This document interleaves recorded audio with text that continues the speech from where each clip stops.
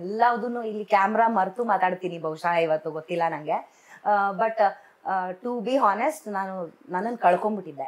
ನನ್ನ ಹತ್ರದವರು ಕೂಡ ನನ್ನನ್ನು ಅವ್ರು ಕಳ್ಕೊತಾರೆ ಅನ್ನೋ ಒಂದು ಭಾವನೆಗೆ ಬಂದ್ಬಿಟ್ಟಿದ್ರು. So Hi Bangalore what next ಅನ್ನೋದನ್ನ ನಾನು ಎಲ್ಲದನ್ನು ವಾಟ್ ನೆಕ್ಸ್ಟ್ ಅನ್ನೋದನ್ನ ಸೈಡಲ್ಲಿ ಇಟ್ಬಿಟ್ಟಿದ್ದೆ. ಬಹುಶಃ ನನ್ನನ್ನ ನಾನು ಎಷ್ಟು ಚೂರಾಗೋಗಿದ್ದೆ ಅಂದ್ರೆ ಕಲೆಕ್ಟ್ ಮಾಡ್ಕೊಳಕ್ಕೆ ಇಷ್ಟು ವರ್ಷ ಬೇಕಾಯ್ತು.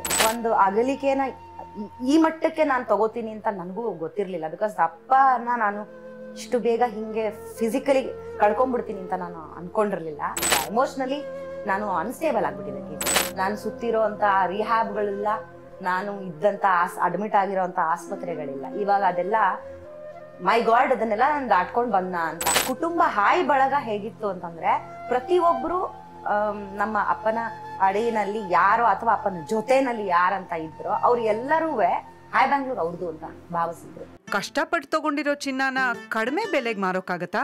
ಒಳ್ಳೆ ಬೆಲೆ ಸಿಗೋ ಕಡೆ ಮಾರ್ಬೇಕು.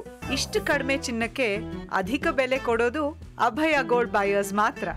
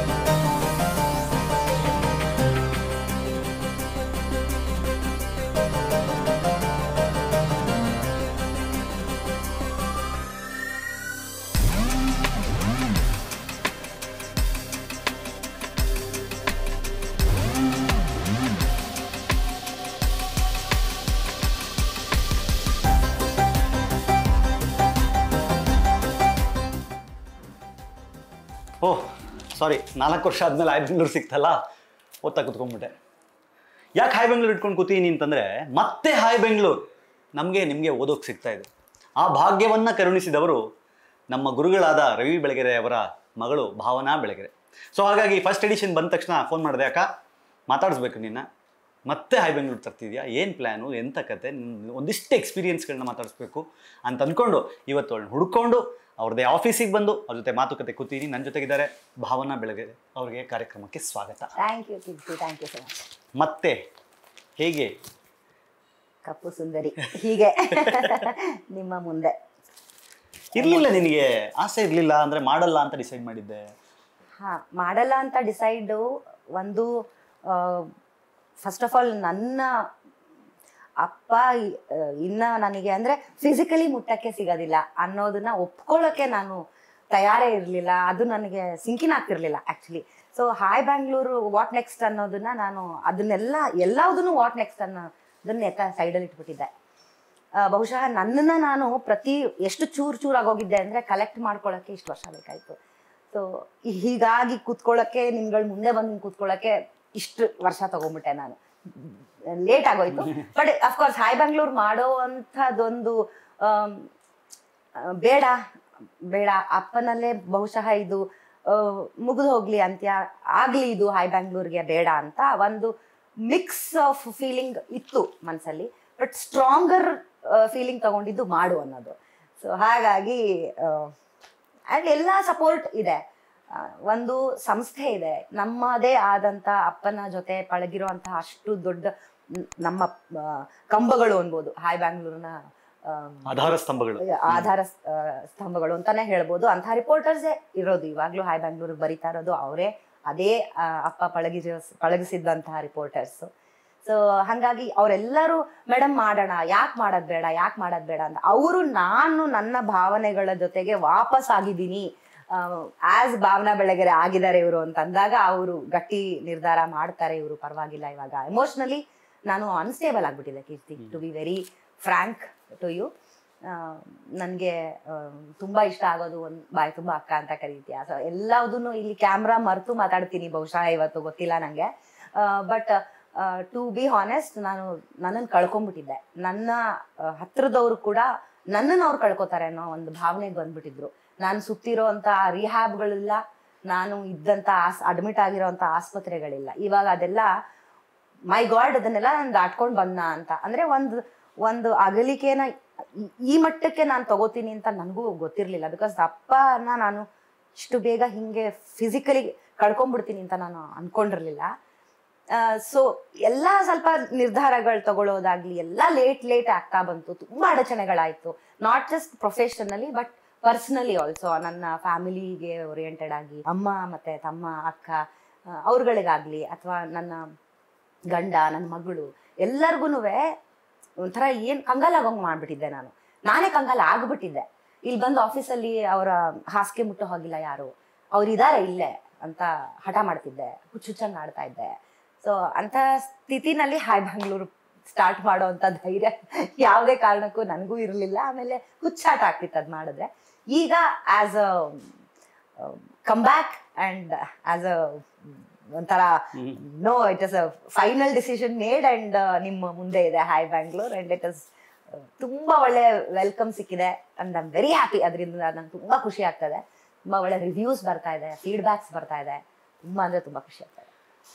ನೀನೇ ಒಂದು ಮಾತು ಹೇಳಿದ್ದು, ನಿಮ್ಮ ಪ್ರಿಂಟಿಂಗ್ ಮಿಷಿನನ್ನು ಕೊಟ್ಬಿಡೋಣ ಅಂತ ಪ್ಲ್ಯಾನ್ ಬಂದಾಗ ನಿಮಗೆ ಒಂದು ಆಫರ್ ಬರುತ್ತೆ, ಇಲ್ಲ ನಡ್ಸ್ಕೊಂಡು ಹೋಗ್ತೀಯ ನೀನು ಅಂತ. ಇಲ್ಲ, ಯಾವುದೇ ಕಾರಣಕ್ಕೂ ನಾನು ಹಾಯ್ ಬೆಂಗಳೂರು ನಡೆಸಲ್ಲ, ಕೊಟ್ಬಿಡೋಣ ಅಂತ ಹೇಳಿ ತುಂಬ ಭಾವುಕರಾಗಿ ಆ ಮಿಷಿನನ್ನು ಕೊಟ್ಬಿಡ್ತೀರಿ. ಹೌದು, ಅಂದ್ರೆ ಅವತ್ತಿನ ದಿನ ಇದ್ದಿದ್ದು ಮಾಡಬಾರ್ದು ಯಾವುದೇ ಕಾರಣಕ್ಕೂ ಅಂತ. ಹೌದು, ಮಾಡ್ಲೇಬಾರ್ದು ಅಂತಾನೆ ನಿರ್ಧಾರ. ಆಮೇಲೆ ಅದು ಮಿಷಿನ್ ನಮ್ದಲ್ಲ, ನಮ್ಮ ಸುಂದರ್ ಅವರು, ಗೀತಾಂಜಲಿ ಗ್ರಾಫಿಕ್ಸ್ ಅವರು, ಅವ್ರ ಪಾಪ ಅಂದ್ರೆ ನಮ್ಮ ಕುಟುಂಬ ಹಾಯ್ ಬಳಗ ಹೇಗಿತ್ತು ಅಂತಂದ್ರೆ ಪ್ರತಿಯೊಬ್ರು ನಮ್ಮ ಅಪ್ಪನ ಅಡಿನಲ್ಲಿ ಯಾರೋ ಅಥವಾ ಅಪ್ಪನ ಜೊತೆನಲ್ಲಿ ಯಾರಂತ ಇದ್ರೋ ಅವ್ರು ಎಲ್ಲರೂ ಹಾಯ್ ಬ್ಯಾಂಗ್ಳೂರ್ ಅವ್ರದ್ದು ಅಂತ ಭಾವಿಸಿದ್ರು. ಸೊ ಅದು ನಮ್ಮ ಪ್ರಿಂಟಿಂಗ್ ಮಿಷಿನು ಅವ್ರಿಗೋಸ್ಕರ ಇದು, ಹಾಯ್ ಬ್ಯಾಂಗ್ಳೂರ್ಗೋಸ್ಕರ ಇದು ಅಂತ ಇಟ್ಬಿಟ್ಟಿದ್ರು. ಪ್ರತ್ಯೇಕವಾಗಿ ಅದಕ್ಕೋಸ್ಕರ ಅಷ್ಟೇ ಇದು, ಇನ್ಯಾವುದು ಪ್ರಿಂಟ್ ಆಗ್ತಿರ್ಲಿಲ್ಲ ಅಲ್ಲಿ. ಸೊ ಹಂಗಿರ್ತು. ಆಮೇಲೆ ನಾವು ಯಾವಾಗ ಕಳಿಸ್ತಾ ಇದ್ದಿದ್ದು, ಇವಾಗ ಕಳಿಸ್ತಾ ಇದೀವಿ ಇನ್ನು ಅರ್ಧ ಗಂಟೆಗೆ ಹಾಯ್ ಬ್ಯಾಂಗ್ಳೂರ್ ಅಂದ್ರೆ ಅವಾಗ ಪ್ರಿಂಟ್ ಮಿಷಿನ್ ಆನ್ ಆಗೋದು. ಸೊ ಹಂಗಿತ್ತದು machine. When he said, Sundar ಅವ್ರು ನನಗೆ ಫೋನ್ ಮಾಡಿ ಮಾತಾಡಿದಾಗ, ಇನ್ನು ಹಾಯ್ ಬ್ಯಾಂಗ್ಳೂರ್ ಮಾಡು, ನಿನ್ ಕೈಲಿ ಆಗತ್ತೆ, ಸಾಧ್ಯ ಆಗತ್ತೆ, ಮಾಡು ಅಂತ ಹೇಳಿದಾಗ ಅವ್ರ ಹತ್ರ ನಾನು ಎಂತ ಭಾವುಕವಾದ, ಇಬ್ರು ಅಳ್ತಾ ಇದೀವಿ, ನಾನು ಅಳ್ತಾ ಇದ್ದೀನಿ, ಅವ್ರು ಅಳ್ತಾ ಇದಾರೆ. ಮಾರ್ಬಿಡ್ತೀನಿ ಅನ್ನೋ ಮಾತು ಆಡ್ಲಿಕ್ಕೆ ಬಹುಶಃ 1-1.5 ಗಂಟೆ ತಗೊಂಡಿದೀವಿ. ಅಂದ್ರೆ ಆ ಪದ ಹೇಳಕ್ಕೆ. ಅವ್ರು ಅದನ್ನ ನಾನು ಮಾರ್ಬಿಡ್ಲ, ಯಾಕಂದ್ರೆ ಅವ್ರದ್ದು ಅದು ನಮ್ದಲ್ಲ ಮಿಷಿನ್, ಅವ್ರು ಇಟ್ಟಿರೋದು ನಮ್ಮ ಹಾಯ್ ಬ್ಯಾಂಗ್ಳೂರ್ಗೋಸ್ಕರ. ನಮ್ಗೆ ಯಾವ ಹಕ್ಕು ಇಲ್ಲ ಆ ಮಿಷಿನ್ ಮೇಲೆ. ಆದ್ರೆ ಅದನ್ನ ಅವರು ಏನಾದ್ರು ಮಾಡ್ಬೋದು, ಅದು ಅವ್ರ ಮಾಲೀಕರದು. ಮಾರ್ಲಾ ಅಂತ ಕೇಳಿದಾಗ ಅದನ್ನ ಕೇಳಕ್ 1.5 ಗಂಟೆ ತಗೊಂಡಿದ್ದಾರೆ. ಭಾವುಕರಾಗ ಹತ್ತಿದ್ದಾರೆ. ನೀನ್ ಏನ್ ದುಡ್ಡೇ ಕೊಡ್ಬೇಡ, ಫ್ರೀ ಪ್ರಿಂಟ್ ಮಾಡಿಸ್ಕೊಡ್ತೀನಿ, ನೀನ್ ಮಾಡು, ಫ್ರೀ ಮಾಡಿಸ್ಕೊಡು, ನಂಗೆ ದುಡ್ಡೇ ಕೊಡ್ಬೇಡ, ನೀನ್ ಮಾಡು ಅಂತ ಹೇಳಿದವರು. ಆ ಟೈಮ್ನಲ್ಲಿ ಆ ಥರ ಸಪೋರ್ಟಿಗೆ ನಿಂತವ್ರು ಸುಂದರ್ ಅವರು. ಸೊ ಆ ಕ್ಷಣಗಳೆಲ್ಲ ಇವಾಗ ನೆನಪಿಸ್ಕೊಳಕ್ ಹೋದ್ರೆ ನಾನು ಎಂಥ, ಅಫ್ಕೋರ್ಸ್ ನಾನು ಎಮೋಷನಲ್ ಟ್ರಾಮಾ ವಾಸ್ ತುಂಬಾ ಹೈ ಆಗಿತ್ತು. ತುಂಬಾ ನನ್ಗೆ ಏನು ಬೇಡ, ನಂಗೆ ಅಪ್ಪ ಬೇಕು ಅಂತ ಅನ್ನೋ ಒಂದು ಸ್ಥಿತಿ ತಲುಪಿದ್ದೆ. ಅದು ಸಿಗಲ್ಲ ಇನ್ನು ನನ್ಗೆ, ಅದು ಸಾಧ್ಯ ಇಲ್ಲ. ಅಮ್ಮ ಹೇಳೋರು, ಈಗ ಅಪ್ಪನೇ ಇದಾರೆ ಅಂತಿದ್ಯಾ, ನೀನ್ ಅಪ್ಪ ಎಲ್ಲೂ ಹೋಗಿಲ್ಲ ಅಂತಿದಾರಲ್ಲ, ಅಪ್ಪ ನೀನು ಈ ಸ್ಥಿತಿಲಿ ನೋಡಿದ್ರೆ ಇಷ್ಟ ಪಡ್ತಾರ ಅಂತ ಎಲ್ಲಾ ತರದ ಎಮೋಷನಲ್ ನನಗೆ ಪುಷಪ್ಸ್ ಕೊಡ್ತಾ ಇದ್ದ ಟೈಮ್ ಇತ್ತು. ಬಟ್ ಆದ್ರೂ ನಾನು ಅದನ್ನ ಮಾರ್ಬಿಡಿ ಅಂತ ಹೇಳೋ ಒಂದು ಮನ್ಸಿನ ಭಾರ. ಇವಾಗ ಯಾಕೆ ಅದನ್ನ ಮಾರಕ್ಕೆ ಹೇಳ್ದೆ, ದಿಸ್ ವಾಸ್ ಕಮಿಂಗ್, ನಾನು ವೇಟ್ ಮಾಡಿಸ್ಬೇಕಿತ್ತು ಅವ್ರಿಗೆ ಅಂತ. ಬಟ್ ಅಫ್ಕೋರ್ಸ್ ಈಗಲೂ ಅವ್ರು ನನ್ನ ಜೊತೆನೇ ಇದ್ದಾರೆ ಅಂಡ್ ಆ ಸಪೋರ್ಟ್ ಇದ್ದೇ ಇದೆ. ಹಾಯ್ ಬ್ಯಾಂಗ್ಳೂರ್ ಅವರ ಕಡೆಯಿಂದಾನೇ ಬಂದಿದೆ ಆಸೆ. ಈಗಲೂ ವೀಕ್ಲಿ, ವಾರ ಪತ್ರಿಕೆ. ಈಗ ಏಜೆಂಟ್ಸ್ ಬಿಕಾಸ್ ನಾನು ಬಹಳ ಹಳೆಯ ಓದುಗ ಹಾಯ್ ಬೆಂಗಳೂರಿಗೆ ಪ್ರತಿ ಗುರುವಾರನ ಕಾದು ಹಾಯ್ ಬೆಂಗಳೂರು ಓದ್ತಿದ್ದವರು. ಇವತ್ತು ಅದನ್ನು ಮತ್ತೆ ಹಳ್ಳಿಗೆ ತಲುಪಿಸುವ ನಿಟ್ಟಿನಲ್ಲಿ ಆ ಪ್ರಯತ್ನಗಳು ಹೇಗೆ ನಡೀತಾ ಇದೆ? ಯಾರಾದರೂ ಈಗ ನಾನು ಏಜೆನ್ಸಿ ತೊಗೋಬೇಕು ಅಥವಾ ನಾನು ಹಾಯ್ ಬೆಂಗಳೂರು ಮತ್ತೆ ಯಾವತ್ತೋ ಸುಮಾರು ಏಜೆನ್ಸಿಗಳು ನಾನು ನೋಡಿದ್ದೀನಿ, ಹಾಯ್ ಬೆಂಗಳೂರಿನಿಂದ ಲಾಭ ಮಾಡಿರುವ ಏಜೆನ್ಸಿಗಳು, ಅವ್ರಿಗೆ ಮತ್ತೆ ಬೇಕು ಅಂತಂದ್ರೆ ಏನು ಮಾಡಬೇಕು ಅವ್ರು ಇವಾಗ? ನಾನು ನೇರವಾಗಿ ಒಂದು ಏನಾಗತ್ತೆ ಕೀರ್ತಿ, ಇದರಲ್ಲಿ ಏಜೆಂಟ್ರು ಅನ್ನೋದು ಏಜೆನ್ಸಿ ಏನಿದೆ ಅವರೇ ನನಗೆ ಸೇತುವೆ. Okay. It's a big bridge. ನನಗೆ ಓದುಗರಿಗೆ ತಲುಪಿಸೋಂಥ ಅವರೇ ನನಗೆ ಪಾರಿವಾಳಗಳು. ನನಗೆ ಅವ್ರು ಇಲ್ಲ ಅಂತಂದ್ರೆ ಸಾಧ್ಯವೇ ಇಲ್ಲ. ಈಗ ಹೆಂಗ್ ತಲುಪಿಸ್ಲಿ ನಾನು? ಸೊ ಅವರು ನನಗೆ ಪ್ರತಿಯೊಬ್ರು ಹಾಯ್ ಬ್ಯಾಂಗ್ಳೂರ್ ಅನ್ನೋ ಒಂದು ಹಳೆ ಏಜೆಂಟ್ರು ಇರ್ಬೋದು, ಈಗ ಬಂದಿರೋ ಹೊಸ ಏಜೆಂಟ್ರು ಇರ್ಬೋದು, ಎಲ್ಲರೂ ಅಷ್ಟೇ ಒಂದು ಹೆಸರಿಗೋಸ್ಕರ ವಾಪಸ್ಸು ಬೇಕು ಮೇಡಮ್, ನಮಗೆ ವಾಪಸ್ ಬೇಕು ಅಂತ ಕೇಳ್ತಿದ್ದಾರೆ. ಇನ್ನ ಕೆಲವರು ಮೊದ್ಲಾದ್ರೆ ನನಗೆ ಇಟ್ ವಾಸ್ ಸೋ ಈಸಿ. ಅಪ್ಪನ ಎರಾದಲ್ಲಿ ಹೆಂಗಿರ್ತಿತ್ತು, ತುಂಬಾ ಈಸಿಯಾಗಿ ಪೆಟ್ರೋಲ್ ಬಂಕ್ಗಳಲ್ಲಿ ನಾವು ಸಿಗ್ನಲ್ಗಳಲ್ಲಿ ನಿಲ್ಲಿಸಿದಾಗ ಮಾರ್ತಿದ್ರು ಪತ್ರಿಕೆಗಳನ್ನ, ಈಸಿಯಾಗಿ ಸಿಕ್ತಿತ್ತು. ಎಲ್ಲೋ ಒಂದು ಹೋದಾಗ ಬಿಡ ತಿನ್ನಕ್ ಹೋದಾಗ ತಗೊಂಡ್ ಬಂದ್ಬಿಡೋದಾಗಿತ್ತು. ಇವಾಗ ಆತರ ಆಗಿಲ್ಲ. It's completely changed scenario. ಆಮೇಲೆ ಮೈ ಬಗ್ಸಿ ಹುರುಪಿಂದ ಮಾರ್ತೀನಿ ನಾನು, ತಲುಪಿಸ್ತೀನಿ ಅದನ್ನ ಅಂತ ಹೇಳೋ ಅಂತ ಹುಡುಗರಿಲ್ಲ.